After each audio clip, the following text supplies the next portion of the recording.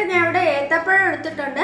നമ്മൾ ഏത്തപ്പഴം എടുക്കുമ്പോൾ എപ്പോഴും ഒരു മീഡിയം പഴുത്ത ഏത്തപ്പഴം എടുക്കാനായിട്ട് നോക്കണം. കാരണം നമ്മളിങ്ങനെ നല്ല ഏത്തക്കാപ്പത്തിനൊക്കെ ഉപയോഗിക്കുന്ന പോലെ നല്ല പഴുത്ത പഴം എടുക്കുകയാണെങ്കിൽ അതിൻ്റെ അകത്ത് ഫില്ലിങ് നിറയ്ക്കാൻ പാടായിരിക്കും. പിന്നെ ഒരു 1/2 കപ്പ് അവല് വേണം, 3/4 കപ്പ് ശർക്കര വേണം, 3/4 കപ്പ് തേങ്ങ വേണം, 1/2 ടീസ്പൂൺ ഏലക്കാപ്പൊടി, പിന്നെ ഒരു 2 ടീസ്പൂൺ നെയ്യും കൂടെ വേണം. നമുക്കിത് ഉണ്ടാക്കാനായിട്ട് തുടങ്ങാം. ആദ്യം തന്നെ നമുക്ക് ഈ പഴം ഒന്ന് മുറിച്ച് അതിൻ്റെ അകത്ത് ഫില്ലിങ് വെക്കാനായിട്ട് ആണ് മുറിക്കുന്നത്. അതിൻ്റെ നടുക്കൂടെ ഒന്ന് മുറിക്കാം. നമ്മൾ ഈ ഒരു സ്പേസിനകത്തായിട്ടാണ് ഫില്ലിങ് വെക്കുന്നത്. ഞാൻ ഇവിടെ എല്ലാ പഴവും ഒന്ന് നടുക്കൂടെ മുറിച്ച് വെച്ചിട്ടുണ്ട്. ഞാൻ 2 പഴുത്ത പഴവും കൂടെ മുറിച്ച് വെച്ചിട്ടുണ്ട്. നമ്മൾ പഴുത്ത പഴം ഇങ്ങനെ മുറിക്കുമ്പോൾ തൊലി മാറ്റാതെ വേണം മുറിക്കാൻ, അല്ലെങ്കിൽ കയ്യിൽ നിന്ന് തെന്നി പോകാനുള്ള ചാൻസ് ഉണ്ട്. ഇത് നമുക്ക് ഇതിനായിട്ടുള്ള ഫില്ലിങ് ഉണ്ടാക്കാം. അതിനായിട്ട് ഞാൻ ഇവിടെ 3/4 കപ്പ് ശർക്കര ഒരു വലിയ ബൗളിലോട്ട് ഇടുവാണ്.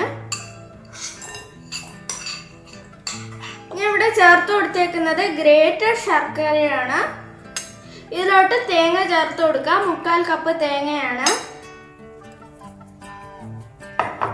പിന്നെ കുറച്ച് നെയ്യ് ചേർത്ത് കൊടുക്കാം. 2 സ്പൂൺ നെയ്യാണ്. ഇനി നമുക്ക് ഇതിലോട്ട് കുറച്ച് ഏലക്കാപ്പൊടിയും കൂടെ ചേർത്ത് കൊടുക്കാം. 1/2 ടീസ്പൂൺ ഏലക്കാപ്പൊടിയാണ് ചേർത്തത്. ഇനി ഇതെല്ലാം കൂടെ ചേർത്ത് നല്ലപോലെ ഒന്ന് മിക്സ് ചെയ്തെടുക്കാം. നിങ്ങൾക്ക് ഇതൊരു മിക്സിയിലിട്ട് അടിച്ചെടുക്കുക വേണമെങ്കിലും ചെയ്യാം. ഇത് ഞാൻ മിക്സിയിൽ അടിച്ചു വെച്ച മിക്സ്ചറാണ്. ഞാൻ ഇത് 2 പാർട്ടായിട്ട് ഡിവൈഡ് ചെയ്തിട്ടുണ്ട്. ഇനി ഇതിൽ ഒരു പാർട്ടിലോട്ട് ഞാൻ കുറച്ച് കുതിർത്ത് വെച്ച 1/2 കപ്പ് അവല് ചേർത്ത് കൊടുക്കുവാണ്.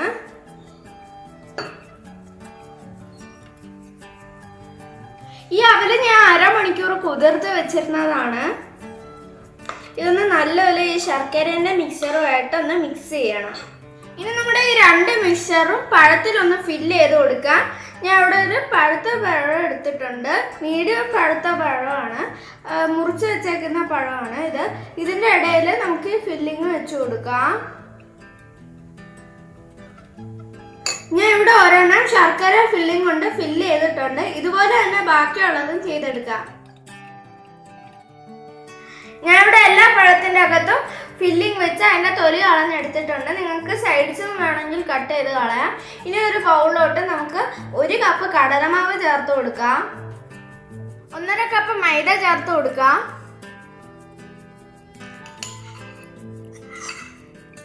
ഞാൻ ഈ മൈദ ചേർത്ത് കൊടുത്തിട്ടുണ്ട്. 1/2 കപ്പ് മൈദയാണ് ചേർത്തത്. ഇനി നമുക്ക് ഇതിലോട്ട് 1/2 കപ്പ് പഞ്ചസാര ചേർത്ത് കൊടുക്കാം. പഞ്ചസാര നിങ്ങളുടെ മധുരത്തിനനുസരിച്ച് അഡ്ജസ്റ്റ് ചെയ്യാവുന്നതാണ്. പിന്നെ ഇതിലോട്ട് ഒരു 1/2 ടീസ്പൂൺ ഏലക്കാപ്പൊടി ചേർത്ത് കൊടുക്കാം.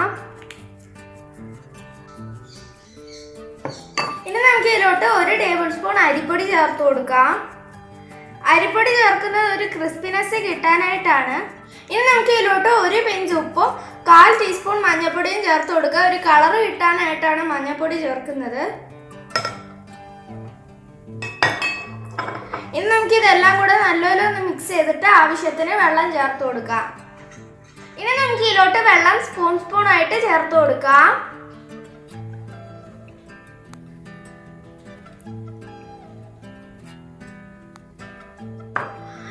ഞാൻ ഈ മാവ് മിക്സ് ചെയ്ത് ഒരു ഇഡലിമാവിൻ്റെ പരുവാക്കി എടുത്തിട്ടുണ്ട്. ഇനി നമുക്ക് എണ്ണ ചൂടാക്കാനായിട്ട് വെക്കാം. ഞാൻ ഇവിടെ കുറച്ച് എണ്ണ ചൂടാക്കാനായിട്ട് വെച്ചിട്ടുണ്ട്. വെളിച്ചെണ്ണയാണ് ചൂടാക്കാനായിട്ട് വെച്ചത്. ഈ എണ്ണ ചൂടാകുന്ന സമയത്ത് നമുക്ക് ഒരു പഴം നമ്മുടെ മൈദ കടലമാവ് മിക്സ്ചറിലൊന്ന് മുക്കാം.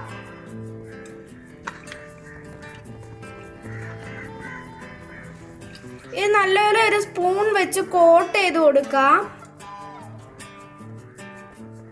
ഇനി നമുക്ക് പഴം ഒന്ന് ചൂട് എണ്ണയിലോട്ട് ഇട്ട് കൊടുക്കാം.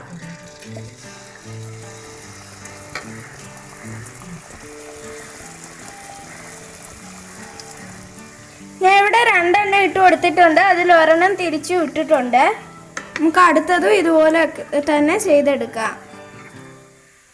നമ്മൾ ഈ കടലമാവും കൂടെ മൈദേൻ്റെ കൂടെ ചേർക്കുമ്പോൾ ഒരു മഞ്ഞ കളറ് ചെറുതായിട്ട് കൂടുതൽ കിട്ടും.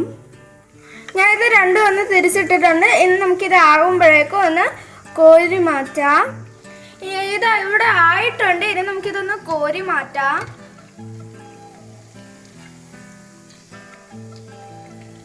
ഇത് ഞാനൊരു എണ്ണ ഊറിപ്പോവാനായിട്ട് ഒരു സ്ട്രെയിനറിലാണ് വെച്ചേക്കുന്നത്. ഞാൻ അവസാനത്തെ 2 കൂടെ ഇട്ട് കൊടുത്തിട്ടുണ്ട്.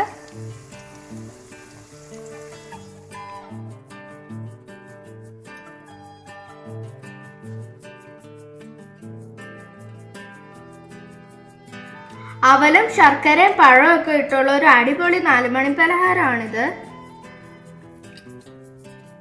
നമ്മുടെ പഴം നിറച്ചത് ഇവിടെ റെഡി ആയിട്ടുണ്ട്. നിങ്ങൾക്ക് ഈ വീഡിയോ ഇഷ്ടമാണെങ്കിൽ ലൈക്കും ഷെയറും സബ്സ്ക്രൈബും ചെയ്യാൻ മറക്കരുത്. നിങ്ങൾ എന്തായാലും ഈ റെസിപ്പി ട്രൈ ചെയ്ത് നോക്കിയിട്ട് കമൻറ്റ്സ് അയക്കാൻ മറക്കരുത്.